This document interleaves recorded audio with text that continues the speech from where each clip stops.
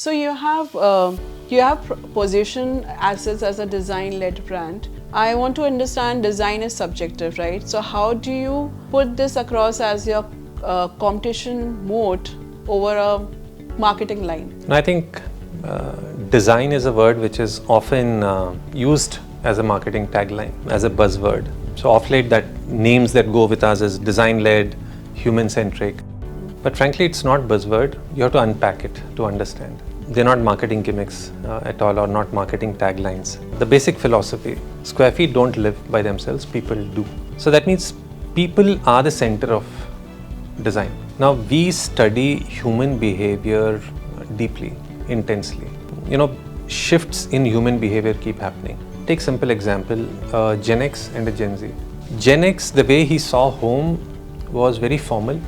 He wanted separation. They wanted closed kitchens. Whereas a Gen Z looks at it differently.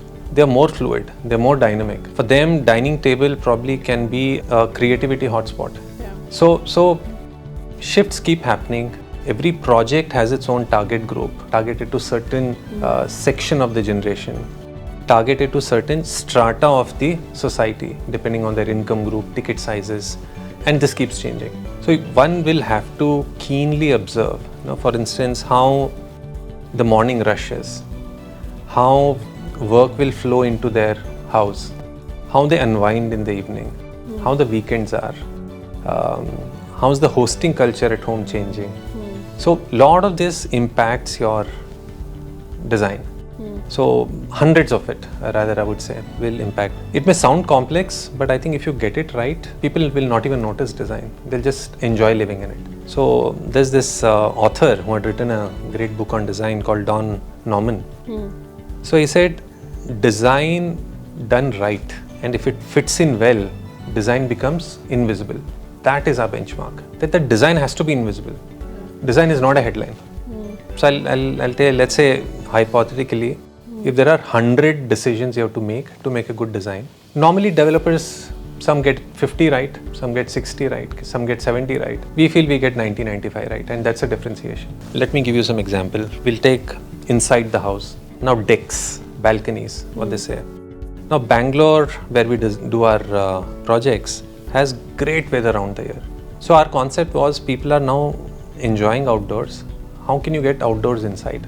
It can't happen with small balconies the way it is being designed. So our balcony size roughly is 150, sometimes 200 square feet. But, and it has to be enjoyed. They should be like living decks. We've also tied up with a vendor where you have motorized blinds in the balcony that is windproof, waterproof. Even if it rains, if it is too hot, you just pull the blinds down. It takes hardly 20 seconds. And when weather is clear, just take it up and it becomes a big deck. Yeah. In your deck, in fact, we've done studies to see if we want 10 people to be hosted. A 3-seater sofa, a 2-seater on the side, a table, a small dining, a chair where elder in the family can sit. It can actually become your outdoor space inside the house. How to make it a little more cozy and premium, the colors you use, the kind of tiles you'll use, the false ceiling you'll use. So the false ceiling you do is more wooden finished, walks kind of a false ceiling. So balcony becomes one of the center of attraction of the house. They are almost living decks. Now open up those, club it with the living. Then that flows easily into the dining, and we make sure that whether it is a 1600 square feet house or a 2000 square feet house, you should at least have 8-seater dining. Okay. That again should flow into a open kitchen. So now a kitchen flows into dining, flows into living, flows into deck. So standing there, the span which you see will make you feel you are in some massive big villa. So space becomes very flexible. You can have at least 15, 16 people being hosted at your place, and you'll not feel that your house is cramped. As I said, whether it's a 1600 square feet 3 BHK or a 2000 square feet 3 BHK. Likewise, if you look at bathrooms, right? One of the most ignored areas in a project where you'll have 1000, 2000 houses. So we try to give stone finished tiles. The way we lay the tiles also is more diagonal and not straight. the kind of false ceiling again we put in the bathroom, the kind of countertop you will give, it will make you feel more personal. The kind of doors you put, the kind of beadings you do, how the sound should not penetrate if someone's taking a shower in. The attention is in sort of details. Now come to master bedroom.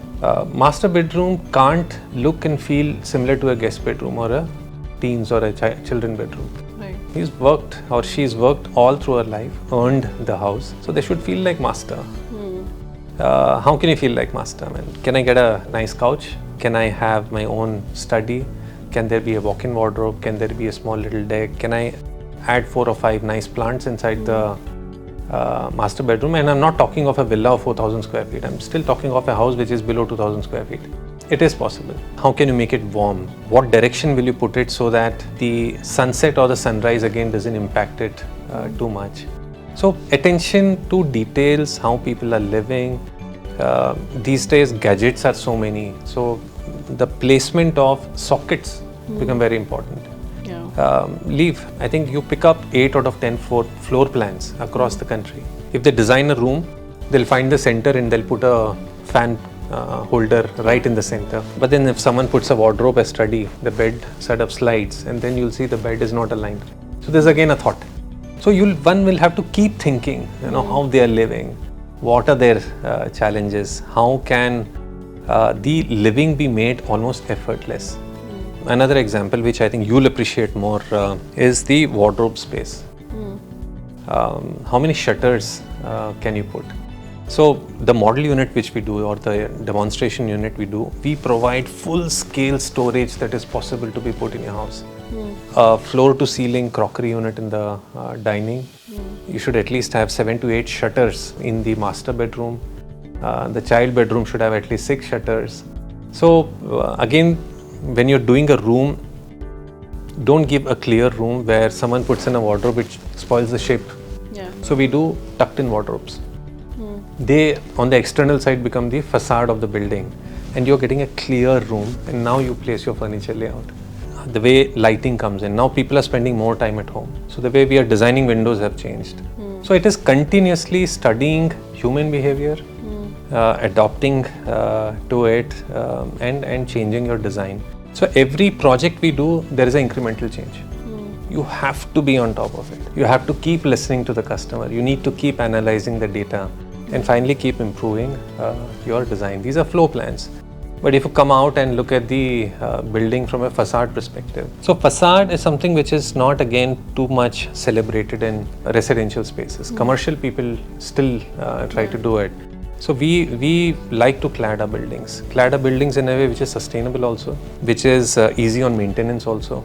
See, one simple example, if you simply paint your building and the building structure is such that you have to put a different kind of scaffolding to paint it, the association which will take over probably will paint the building once in 10 years. It will not age gracefully. Can you do something where that motivates them to paint every 3-4 years? Because the kind of scaffolding they put can change your painting cost by 2 to 3 times. The cost is not of painting. The cost is the whole structure. How they put it up, how they host it.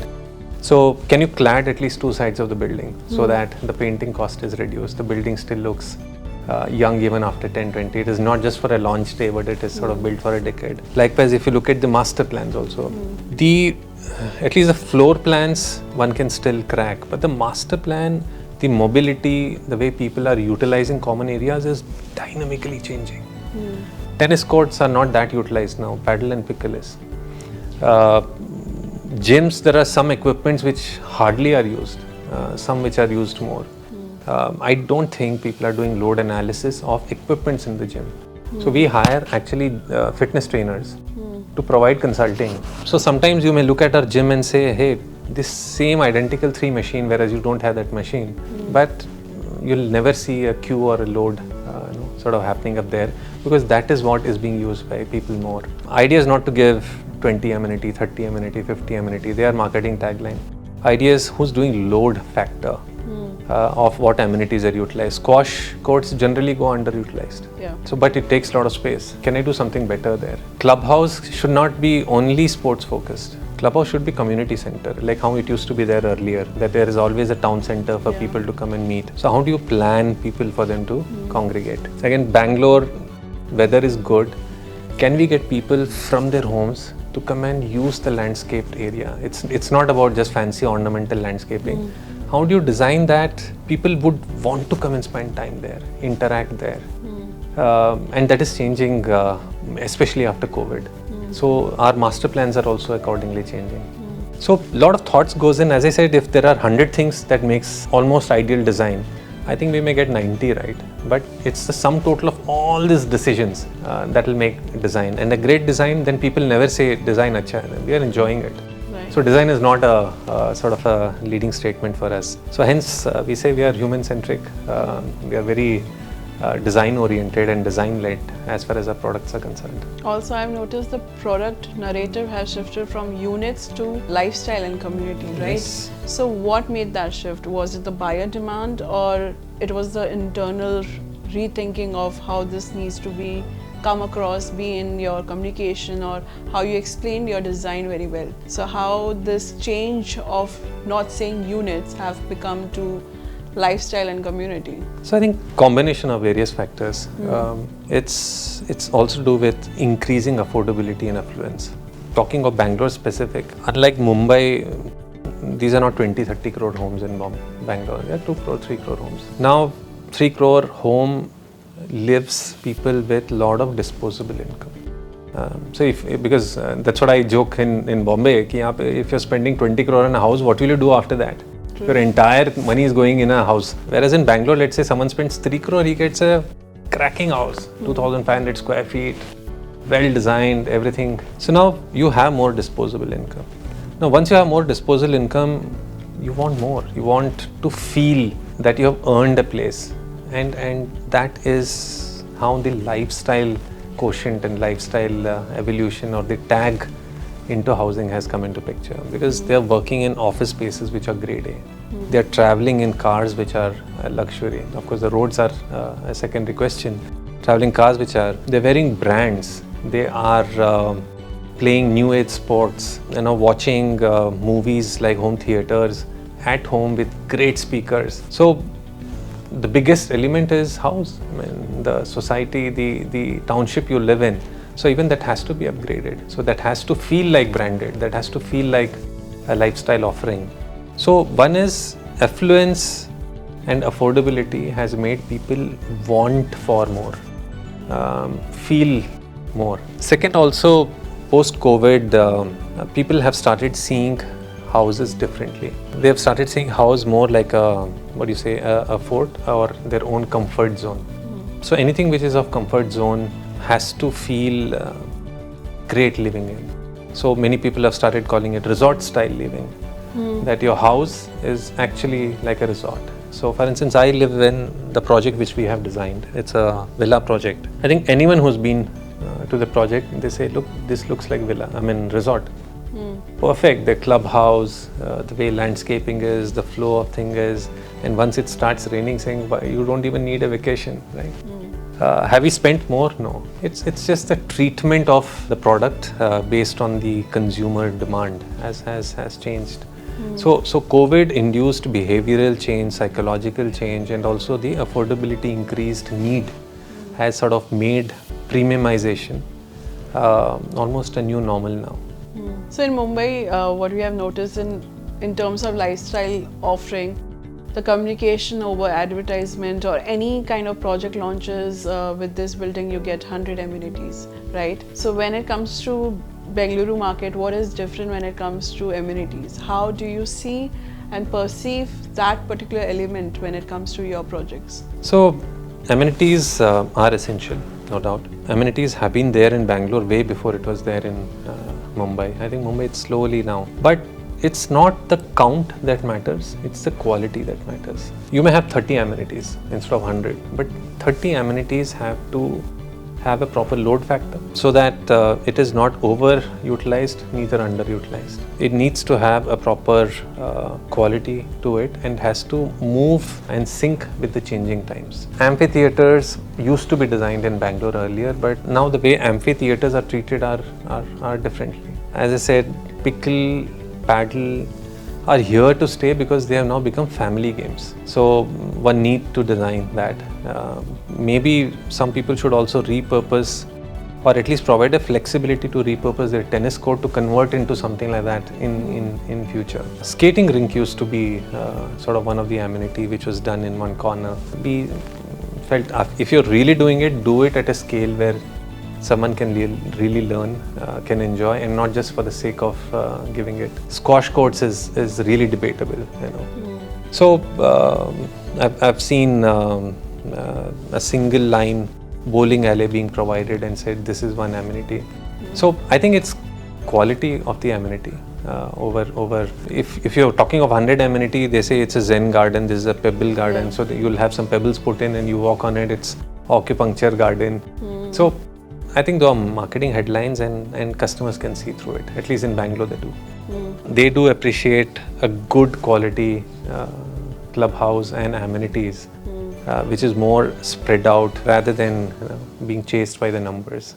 So I think of late what I hear is, if you are highlighting more number of amenities, you probably are not a great developer. In Bangalore? Yeah, because you're marketing. I mean, you please provide something which is real and meaningful. So I'll give you one more perspective for projects which are large.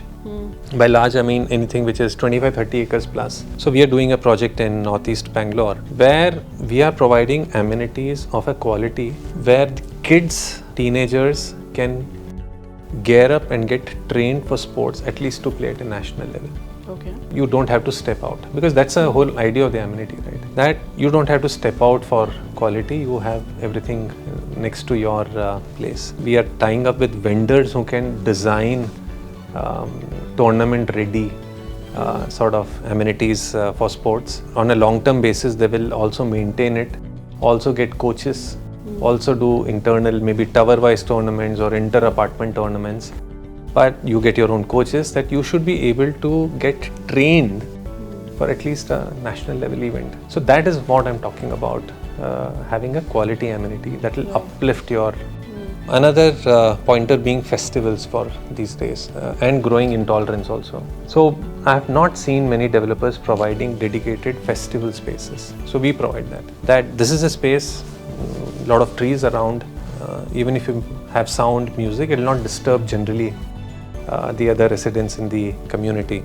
Otherwise, doing it in the center of people in Bangalore are offended. You know, I have seen some of the residents calling in cops saying it's 9 o'clock and they're still playing music. So having dedicated festivals, pet zones, one of the biggest fights that happens in any society is pet. So we try to design pet zones not just as one amenity or a space.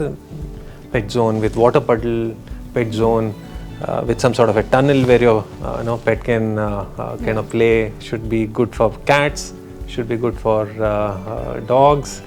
So large pet zones which are provided, the way they will walk, the path they will take. So amenities again requires a lot of thinking, and it has to be really functional. Another example of a big project in North Bangalore, 3,000 houses, they've given one tennis court. Daily fights on tennis, gym equipment fights, and they've also given a space called golf putting area. It's a joke. Honestly, when I don't use that strong statement, but when I went and saw that, it's a joke. That space could have been utilized at least to create a pet park, and they didn't create a pet park. Now, big listed branded developer, 3,000 houses, no pet park, one single tennis court. The swimming pool becomes a challenge.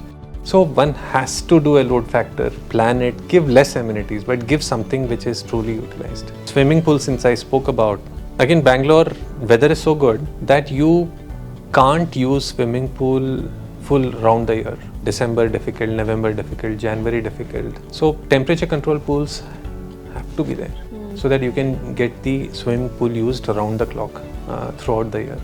So that's not sort of happening. So put in thought and see how you can increase the utilization factor of each of the amenity, and that will further add to the same premiumization, quality lifestyle offering, your overall design where people should just feel that life is smooth, everything fits in well. I was going to say on the swimming pool part, because in Mumbai what we have noticed, when it comes to a lot of societies, they do not use 3 amenities, which is swimming pool, tennis court and squash court, right? But of course the aspiration is to have one in the community, but that gets underutilized, and when society is built, it's completely not maintained and taken care. And of course there is a high debate about it. If not given, then still there is a demand. If given, is still not maintained. So as you were saying that we think on the load factor, these are the few things which you have to provide, right? The consumer would demand for it. But then how would you make sure in the long term so that even if it's handed over to society, it is maintained well? Because you had visualized certain project in certain manner, be designed or the amenity wise, but as a person who's developing it, you don't want down the line in 10 years pictures coming that this is looking like this, right? So how do you make sure that doesn't happen? So there are 2 options. Option 1 is, as a developer, you take a long-term maintenance of the place, but that's a business model which we have chosen not to. I think we feel people who have spent money, own the space, will maintain it well. Provided you give them the right quality of infrastructure, because when you're devising something, it is not just upfront cost, it is the life cycle cost of a project. For instance, when you're doing STP can be done at a lower capex, but then your OPEX will be more.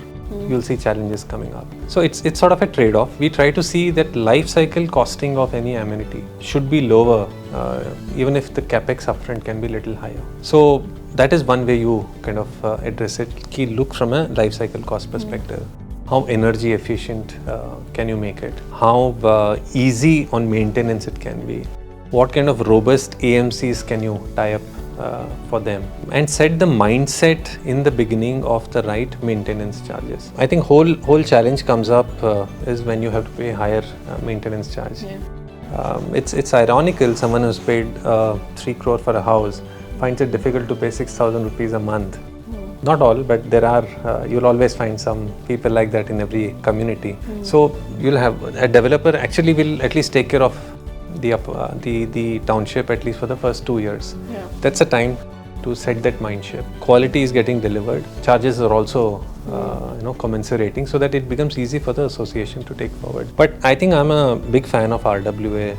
The way of course there are issues, there are politics, there are concerns, but they are able to take care, maintain, carry forward and enforce it better than probably a developer can do under a long-term contract, because they own the place. It's a community place. It's same thing like how it used to happen in smaller villages, that you have 5-6 village heads sitting in and making sure the village is good. Now it's just gotten urbanized. Now 10,000 people living in an urban village in a high density area with 15 office bearers trying to work them through. So if as a developer we can provide structures, we can provide the amenities, features, instruments where life cycle costing is maintained. Capex is little more upfront, which is fine. Stronger, robust AMCs, little bit of a guiding and hand holding. I think things do get maintained. And on the example of swimming pool, as I said, swimming pool doesn't get utilized because it's too cold in the morning, evening. Make it temperature controlled. It'll cost you 15-20 lakhs extra. So make it temperature controlled. It will get utilized. And placement becomes difficult. Swimming pool is not set to be a backdrop for a party area. So when we design swimming pool, those are sort of tucked away on the other side of the clubhouse, natural landscaping all around, that there is privacy. There is temperature controlled. The shower area walk to the swimming pool area walk. And these are very small things. True. If someone has to walk cutting across a lot of spaces to reach the pool, you've already killed 50% of the users. True. If there is no privacy, you have killed another 25% of the users. There is no temperature control, you further reduce down the pool. And so they don't. So it's about thinking, planning, think of a life cycle costing, do strong AMC. I think it will get maintained well. I agree.